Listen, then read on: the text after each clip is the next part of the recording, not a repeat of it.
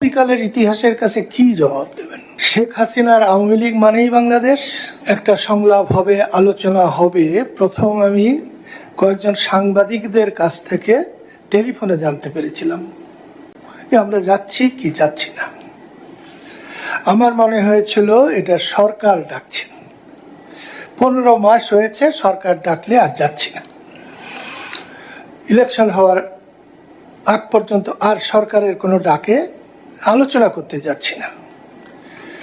বর্তমান সরকার দেশটাকে একেবারেই বিভক্ত। কিছু কিছু ক্ষেত্রে শেখ হাসিনা মানেই বাংলাদেশ, শেখ হাসিনার আওয়ামী লীগ মানেই বাংলাদেশ, শেখ হাসিনা মানেই বঙ্গবন্ধু শেখ মুজিব।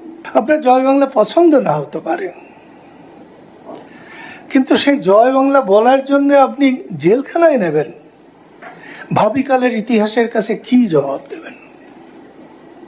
জবাব নাই।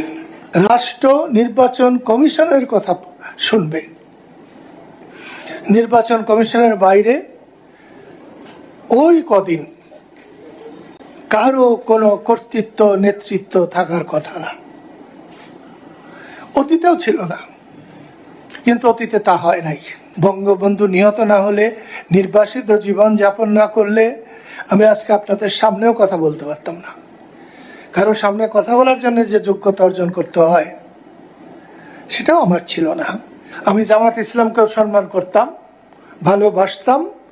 তারা যদি খালাস নিয়তে একজন বান্দা আল্লাহর কাছে যেভাবে কাঁদলে আল্লাহ শোনেন, ঠিক সেইভাবে বাংলাদেশের মুক্তিযুদ্ধে তাদের ত্রুটি, তাদের অন্যায়, সেটা যদি দেশবাসীর কাছে ক্ষমা চাইতেন তাহলে আমি তাদেরকেও ভালোবাসতাম। আমি আগে খুব মিথ্যা কথা বলতাম, ছোটবেলায় খুবই মিথ্যা বলতাম, এবং মিথ্যা যারা সৃষ্টি করেছে তারাও হয়তো আমার কাছে মিথ্যা বলতে গিয়ে হেরে যেত। আমি যত বড় হয়েছি, বয়স হয়েছে, মিথ্যা আমার কাছে সব থেকে ঘৃণার বিষয় হয়েছে। আমাকে আপনারা ইচ্ছা করলে যে কেউ আমাকে খুন করতে পারেন, আমি কোনো বাধাই দেব না,